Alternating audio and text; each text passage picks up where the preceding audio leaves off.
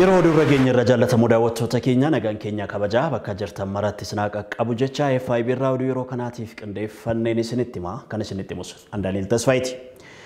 Mariin ministeerota faayinaansii gaanfa Afrikaa intarneetiidhaan geggeeffamee jira.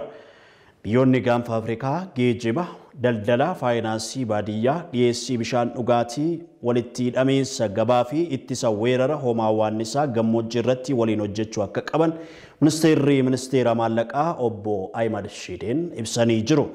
Itoophiyaan biyyoota gaanfa Afrikaa hundaan waldaangeessuu isheen walitti hidhamiinsa dinagdee naannichaa keessatti gahee olaanaa qabaachuu kaasaniiru. Rakkoo keessoo yeroo ammaa ishee mudate dandamachuun guddina dinagdee fi bu'uuraalee misoomaa gaanfa Afrikaa bu'a qabeessa taasisuu fi gahee ishee cimsitee kan itti fuftu ta'uu himaniiru.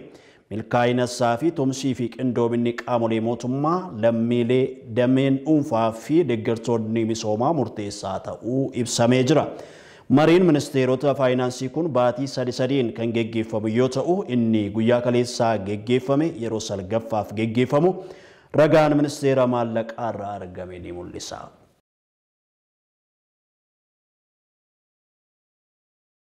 Gochaalee humnootiin Tigraay naannolee Affaarii fi Amaaraa keessatti raawwatan gamtaan Awurooppaa akka qeequu mootummaan Itoophiyaa gaafate. Waldaan Fannoo Diimaa Addeecha Diimaa Itoophiyaa waraanni kaaba Itoophiyaatti geggeeffamaa jiru furmaata siyaasaa rifachiisaa barbaada jechuun ibsa baasee jira. Beenyaa Shiramuu gabaasa maddeen lamaanuu akkaataa nutti dhiyeessa. Guyyoota muraasa dura koomishineerri walta'iinsa idil-addunyaa gamtaa Awurooppaa Yuutaa Yuurpileeniin ministeera muummee itti aanaa fi ministeera dhimma alaa Itoophiyaa obbo Dammaqaa Mokonnoonii waliin kan mari'atan yommuu ta'u, maricha irratti dhimmoonni garaagaraa ka'uun himameera. Marichaa fi dhimmoota waqtaawaa biroo irratti miidiyaaleef ibsa kan kennan dubbii himaan ministeera dhimma alaa Itoophiyaa Ambaasaadar Diinaa Muftii haala waqtaawaa biyyattii fi kutannoo mootummaan Itoophiyaa gama gargaarsa namoomaa lammiileef qaqqabsiisuutiin qabu koomishineerittiif ibsuun dubbatan. Kana malees dhiittaa mirgoota namoomaa lola kaaba biyyattiin wal qabatee raawwatameera jedhame irratti qorannoon abbaan alangaa waliigala Itoophiyaa kan amma ministeera nageenyaa jedhamee fi dhaabbileen gamtaa Afrikaa fi biyyoota gamtoomanii waliin ta'uun taasisaa jiran irratti ibsi kennamuu Ambaasaadar Diinaan himaniiru. Bu'aan qorannoo sarbama mirgoota namoomaa ilaalchisee taasifames ji'a Sadaasaa bara 2021 akka ifamuus dubbataniiru. Gama biraatiin obbo Dammaqaa Mokonnoon gochaalee humnootiin Tigraay naannolee Affaarii fi Amaaraa keessatti raawwatan gamtaan Awurooppaa akka qeequ gaafachuun isaanii himameera. Sochii garee kanaa kaasuu dhiisuu yookaan immoo xiqqeessuu yookaan immoo dhoksuun kan mul'atuu fi kun immoo dhiibbaa uumuu waan qabuuf dhimma kana kaasanii qeequun akka barbaachisu koomishineera walta'iinsa idil-addunyaa gamtaa Awurooppaa kanatti himaniiru jedhan Ambaasaadar Diinaan. Dubbii himaan ministeera dhimma alaa Itoophiyaa Ambaasaadar Diinaa Muftii fedhiin gamtaan Awurooppaa qabu inni tokko mariin hunda galeessaa akka adeemsifamuu fi dabalataan immoo mirgootiin namoomaa akka kabajamanii fi dhiittaawwan mirgoota namoomaa qaama walabaan akka qorataman kunneen jedhan fedhii gamtaa Awurooppaa ta'uun himameera. Gama biraatiin immoo waldaan fannoo yookaan addeessa diimaa addunyaa waraanni kaaba Itoophiyaatti geggeeffamaa jiru furmaata siyaasaa rifachiisaa barbaada jedhee jira. Yeroo ammaa waraanni cibaan kaaba biyyattii dhiyeenya magaalaa Dasseetti geggeeffamaa jiraachuun himamaa jiru kanatti daawwannaa guyyoota 3 Itoophiyaatti taasisan wayita xumuranitti gaaffiif deebii BBC waliin kan taasisan hoogganaan waldaa fannoo diimaa addunyaa Piiter Mooraar waraanicha dhaabuuf furmaati siyaasaa tattamaa akka taasifamu waamicha taasisaniiru. Hoogganichi itti dabaluunis Itoophiyaatti lakkoofsi namoota gargaarsa barbaadanii haalaan dabalaa jiraachuu himuun rakkoolee garaagaraa biyyattiin keessatti argamtu kana daran ammeessuu danda'a jedhan. Xiinxala waraana Itoophiyaa kan waggaa tokko guutuuf deemu kana irratti taasisaniin haalichi itti cimaa fi fedhiiwwan deeggarsa namoomaa guyyaa gara guyyaatti guddataa jiraachuus dubbatan. Akka hoogganaan kun jedhanitti namoonni miilonaan lakkaaman deeggarsa namoomaa tattamaa kan barbaadan yoo ta'u kanneen kuma dhibbootaan lakkaaman ammoo beelaaf saaxilamaniirus jedhan. Haalli kun immoo furmaata akka argatuuf ammoo qaamolee waraanaa irratti argaman hundaa irraa fedhii olaanaatu barbaachisa kan jedhan hoogganaan kun haa ta'u malee kun kan jiru hin fakkaatu jedhan. Ministeer Mooraar waraanaa amma naannoo Amaaraa bakkeewwan humnootiin TPLF qabatanitti geggeeffamaa jiruunis lakkoofsi namoota gargaarsa gargaarsa barbaadanii haalaan akka dabalu taasisaa jechuudha jedhan. Kana biraan ammoo namoota kunneen bira ga'uun baay'ee rakkisaadha jedhan. Waraana kaaba biyyattii magaalaa Daseetti dhiyootti geggeeffamaa jiruun wal qabatee baatiidhuma kana keessa qofa namoonni kumaataman lakkaaman bakka jireenya isaaniirraa buqqa'aniiru. Gama biraatiin ammoo sababuma waraanaa amma geggeeffamaa jiruutiin deeggarsi namoomaa adda cituun kan himamaa jiru naannoo Tigraayittis kumaatamni haala beela cimaa keessatti argamu maddeen dhaabbilee gargaarsa idilee addunyaa ni himuu jechuun BBCtu gabaase. Humni qilleensaa Itoophiyaa yeroo lammaffaaf indaastirii injiinaringii Masfiin haleeluusaa himamee jira. Humni qilleensaa Itoophiyaa yeroo lammaffaaf indaastirii injiinaringii Masfiin magaalaa Maqaleetti argamu haleelee jira. Dhaabbanni kunis suphaa meeshaa waraanaa garee TPLF ta'uu tajaajilli kominikeeshinii mootummaa beeksiseera. Gabaasni BBC Afaan Oromoo akka jedhutti humni qilleensaa waraana Itoophiyaa magaalaa guddoo naannoo Tigraay Maqaleetti haleellaa qilleensaa kamisa raawwateen namoonni 6 ajjeefamanii 20 ol immoo madaa'uu isaanii ibsee jira. Qindeessaan tajaajila yeroo balaa hospitaala Ayider Abbabee Haftuu tajaajila BBC Tigireenyaaf yaada kennaniin namoota haleellaa kanaan miidhaman 27 wal'aanaa akka jiran himan. Daa'imman dabalatee namoonni 6 haleellaa qilleensaa kanaan du'aniiru jedhan. Tajaajilli kominikeeshinii mootummaa Itoophiyaa fuula miidiyaa hawaasummaa irratti ibsa baaseen humni qilleensaa Itoophiyaa guyyaa kamisaa kutaa lammaffaa Masfiin Industrial Engineering rukuteera jedheera. Wiirtuun kun bakka TPLF itti meeshaa waraanaa suphatan ta'us eereera. Tajaajilli kominikeeshinii mootummaa kun miidhaa namoota nagaa irratti haleellaa kanaan qaqqabe ilaalchisee mootummaan hanga ammaatti waan jedhe hin qabu. Hongee godina Booranaatti mudate dandamachiisuudhaaf biiroon barnoota Oromiyaa birrii miliyoona 2 arjoomuusaa beeksisee jira. Biiroo barnoota Oromiyaatti itti aanaa hoogganaa fi dursaa garee teekinooloojii kominikeeshinii barnootaa fi odeeffannoo kan ta'an obbo Efreem Tasammaa yaada addatti FIB fi laataniin bara 2014 barattoota 261 ol ta'an qormaata biyyaalessaatiif qopheessaa jiraachuus himanii jiru. Aboomaa Qaasoo akka ta'anutti qindeesseera. Godina Booranaatiin sababa roobni gannaa bara kana hafeefi hongeen mudachuudhaan bineeldootiin hedduu irratti miidhaa hamaa qaqqabsiisee jira. Beeyladootiin sababa hongeedhaatiin miidhamanii fi hawaasa kanaaf dirmachuudhaaf uummanni Oromoodhaa kan biyya keessaas ta'ee kan alaa tumsa mataa isaa gama adda addaatiin taasisuu irratti argama. Uummanni Oromoo Booranaadhaan uummata Oromoo hangafa ta'uu fi sirna gadaa sabaatiin hanga ammaatti uummata deemaa jirudha. Kana cinattis uummata sirna gadaatiin kuulamee fi uummata badhaadhaan akka ta'e maddeen kan addeessanidha. Biiroon barnoota Oromiyaatti hoogganaa fi dursaan garee teekinooloojii fi kominikeeshinii kan ta'an obbo Efreem Tasammaadha turtii TV FIB faana godhaniin akka biiroo barnoota Oromiyaatti hongee uummata Booranaa dararaa jiruu fi deeggarsa taasisaa jiranis ibsanitti jiru. Hongeen kun uummata Booranaa keessatti nu jalaa miidhee jira. Nummoo akka biiroo barnoota Oromiyaatti warra sirna gadaa sirriitti xiinxalee beekuudha. Barnoota gadaa kitaaba isaa qopheessinee barsiisaa jirra. Barnoota kana keessatti qabxii guddaan tokko kan jiru maalinni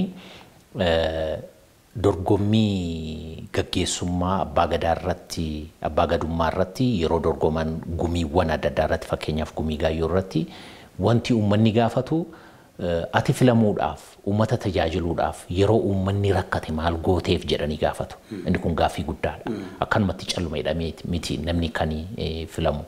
Nama sana duwwaa utuu hin ta'in maatiin isaa, firri isaa, aanteen isaa uummata sanaaf yeroo rakkootti maal gootee jedhee gaafata. Amma nullee akka biiroo barnoota Oromiyaatti yeroo uummanni Booranaa hongeedhaan miidhamu callisuu hin dandeenyu waan ta'eef gaaffii bor gaafatamnuuf deebii kan ta'u manaajmentiin biiroo barnoota Oromiyaadhaa birrii miliyoona 2 murteessee jira. Godinaalee Oromiyaadhaa naannolee manneen barnootaa gammoojjii keessatti barattoonni mana barumsaa bishaan dhugaatii fi deeggarsa gama biraallee biiroon barnoota Oromiyaadhaan hojjetaa jiraachuu obbo Efreem Tasammaadhaan ibsaniitti jiru. Keessumattuu manneen barnootaa keenya barattoonni dhufanii galmaanii barachuudhaaf warri galmaa'es immoo hanqina bishaanii irraa kan ka'e naannoo sanatti yeroo baay'ee tajaajila midhaan nyaataallee hin kennina. Naannoo gammoojjiitti tajaajila akkasii akka Oromiyaatti bara darbe kanaa qarshii miliyoona 100 fi miliyoona 32 kanaaf oolchinee jirra. Midhaan nyaataatii fi naannolee godina 5tti tajaajila kana kan argachaa jiranii. Egaa miilana bishaanillee dhiyeessuudha dirqamne jechuudha. naannoo Booranaa bakka hongeen kun miidhetti inni kun rootoo ittiin binnee bishaanni haala itti tajaajila manneen barnootaa fi uummata naannoo sanaaf illee tajaajiluu danda'u irratti murteessanii isa kanarratti hojjechaa jira jechuudha.